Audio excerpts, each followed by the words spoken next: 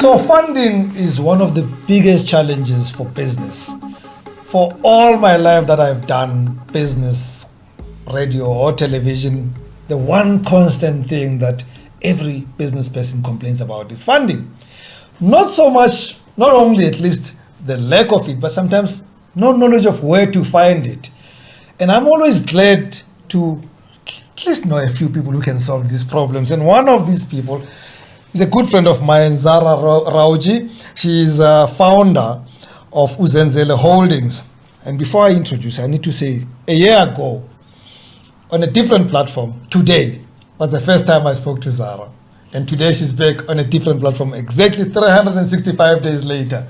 How's that? Amazing. And I just love it. I think it's fantastic. Wow. I think it's fantastic. And thank you Happy for having me on anniversary. this new platform. Yes, happy anniversary Happy to us. anniversary, absolutely. Yes. So Uzenzele is a niche consulting firm with over 60 years of combined experience in business development, capital raising, and accessing governmental funding, especially. I want to talk about that, Zahra, because we don't know these things.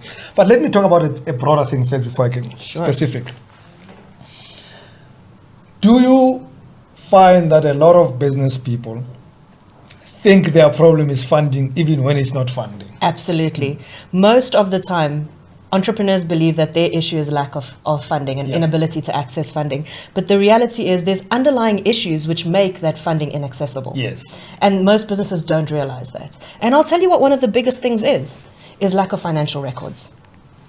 The amount of businesses that don't have good financial records or do not understand their financial records, so are not able to speak to them, is actually, it's almost devastating in a way. If I look at how many small businesses cannot understand their financial records. And what that means is when they get things like management accounts, financial statements, if they have these, they cannot ask their accountant questions. They cannot question whether or not their accountant has done their work properly in order to speak to, so that the numbers and the financials speak to the business.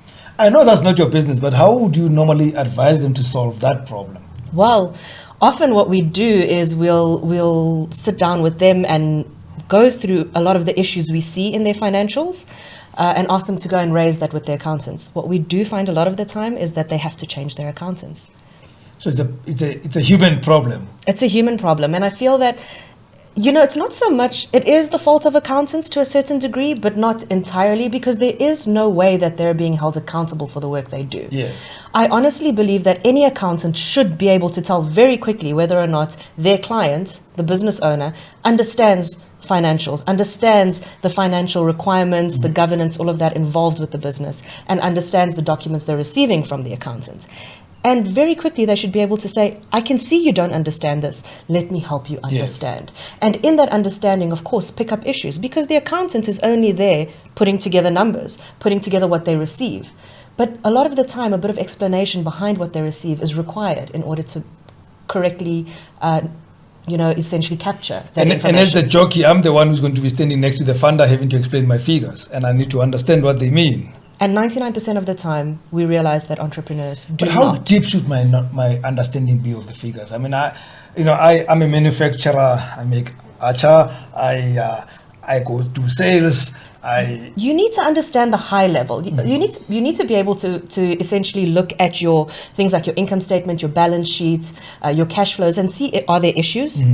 And be able to identify those issues. If you've got your finger on the pulse of the business, you'll be able to see that. You'll be able to look at the accounts and say, there's an expense line item here for transport, but I didn't hire a truck last month. Why do I have a transport expense line item for renting a truck? For example, that sort of thing. And we realize that so many businesses receive these management accounts from their accountants and never look at it. They go, okay, my accountant did it. I trust it's okay.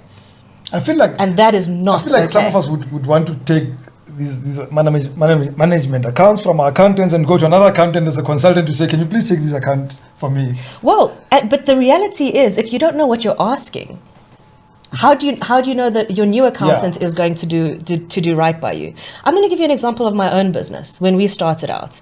And we didn't think that we needed to really check on the accountants so much. So we let it go. And after the first year, when we looked at our financial statements, something just didn't look right. And we tried to figure it out, and we couldn't figure it out. And eventually we realized the accountants weren't capturing things properly. We had to fire 3 of our accountants. 3 accountants in a row before we found accountants that were willing to actually work alongside us. With that long start, Yes. Zahra, let's introduce Uzenzele. Tell us about the business. So Uzenzele, next year is going to be our 10 years in business, so we're very, very proud of that. What we do is we assist businesses access finance, understanding what finance is available in the market, as well as taking them through the process of unpacking what they need, and then repackaging it for a financier.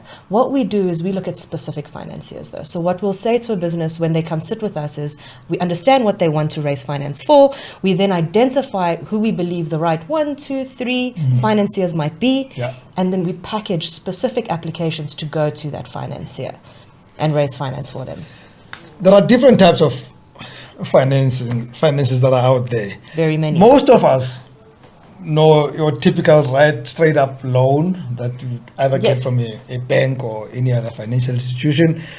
And because of our history, some of us only know the other one, which is a grant, which is not always available. But I'm sure there's more than that.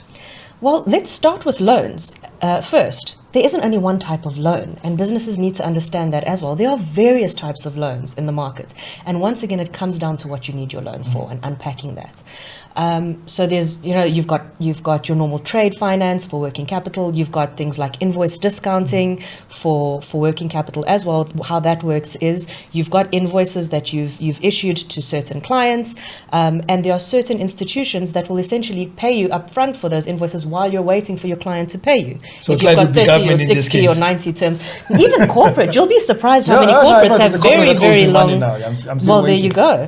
And some corporates have payment terms of 90 and 120 days. So what do? You sold the product, you've invoiced, but you don't have cash in the bank to keep running your business. There are institutions that will help you with that, and that's called invoice discounting. You've got other institutions that do purchase order finance. So there you've got a PO, whether it be government or corporate, whatever it might be, they will help you with the finance to go buy the product so that you can deliver it and then be paid. So there's asset finance. So if you need to buy a machine or solar panels to help your energy usage, there's assets. When I invest in a new studio. If you want to invest in a new studio, so for the assets there's funding, there's loan funding for that. So there's various types of funding. What's important is to understand what's the right loan for what you require. Then, as you mentioned, there's grants. Once again, various different types of grant funding. Majority of them come from government sources, and what we do is predominantly around government grant funding. And there's also various criteria. Once again, understanding what will they fund, what won't they fund. And most of the time, they'll fund capital expenditure requirements. It's important to know that. If you need working capital, if you need money to buy stock, a grant is not likely going to fund that. Then there's equity. And that's a big one. The one we're scared of. The one everyone's scared of. And the one sometimes to a business's own detriment, because a lot of businesses will say, well, I don't want to give up equity because it's mine, and then I have to share decision making, I have to share dividends and profits and whatever the case might be. However, a lot of the time that is the only source of funding at a certain stage, especially in early stage businesses, high risk businesses where your banks don't necessarily want to come to the table. An equity provider is often the right way to go. What I always say to businesses is if you are looking for an equity provider, or an equity investor, look for someone that's going to bring value to the business over and above just the money.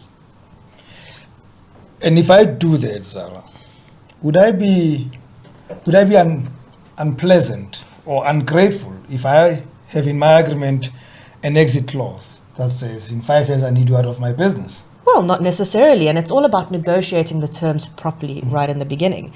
Most private equity firms are looking for an exit anyways. They're not trying to be involved in the business forevermore. They generally have exit horizons, typically in the region of 5 to 7 years. So I don't think that would be any problem at all. In fact, they'd be grateful to see that you've got a plan for them to get their return on investments and move on after 5 years or so. I hope I'm not patronizing anybody with this question I'm going to ask you now. But I tend to suspect that most of us who run our small businesses, even when we're looking for funding, I think the first problem before we even get to the funding is that we actually don't have a properly defined business. And we don't even know how to put together a business plan. Would you help me if I came to you and said, look, I'm running this business. I think that if I grew my studio, tenfold. I could get this and this and that, and I need R1 million, but I have not put it on paper as a business plan. Do you go to that extent and helping me to put together a proper business plan? We do. That's very much a big part of what we do. But only once we've identified that funding would likely be able to be raised for a business, because we work on a risk model alongside our clients. Yeah. So what we say to our client is, I believe we would be able to raise finance for your business. So we'll certainly ask them some questions. If we determine we believe there are funders that would be interested and likely to fund a project, we'll say, yes, I believe there's someone that would be willing to fund this. Now I'm going to take risk alongside you. I'm going to charge you a small fee up front for us to it's a commitment fee from the client as well, which is very, very important to ensure that we get what we need from the client in order to put together all the documentation. And then what we do is we take capital raising fees on successful funds raised. So if we don't raise the funding, we don't make money. Yes, it's only when you raise the funding. That's where we actually make money. A small fee. We take a small fee up front. Very small fee. And on the other end, well, you know what, at the end of the day, businesses need to understand what we've come to the table with is to help you put together something you're not able to do yourself. We've also introduced you to a funder, the right funder. You never have met. Or you may have met, but you might have not been able to put together the documentation that was required, whatever the case might be. We've shortened that cycle for you. We've made it quicker for you to get the funding you need and grow your business. So the value we're adding is immense. Are you a one-size-fits-all? Any business can come to you and get your help? No, we do have Who do you service? We do have our requirements as well. So typically speaking, we're looking for established businesses with 1 to 2 years track record that are now looking to grow. Most of the businesses we engage with are manufacturers. And the reason for that is because what that does is it opens up grant funding. And that's really where we specialize and we do a lot of our work. That's not to say that we won't help businesses with working capital requirements, etc. But where there's project funding requirements, so more than sort of a purchase order to finance or some invoice discounting to be done, we look for projects that are a minimum of 5 million rand and up to finance. Otherwise, it's just the fees involved, the time involved, it's not justifiable neither for the client nor for ourselves. And of course, everyone needs to get value from the transaction at the end of the day. So I'm not going to go through all of them because I'm going to tie you up to some form of a contract for free. So I'm not paying you for this contract. You're not.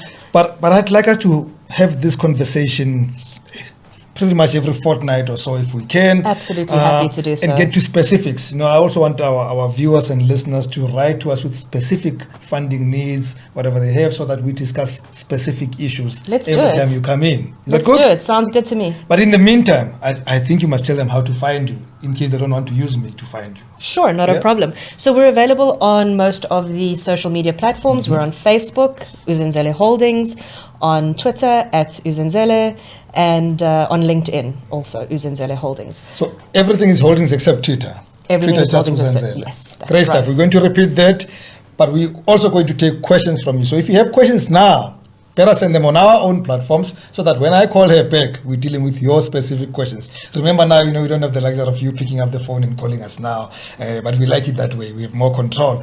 Zahra Rawjee, always wonderful having you. I'm always a pleasure to be here. No, in a fortnight, right? Great stuff. Thank you very much. Sounds good. You too. Thank you very much.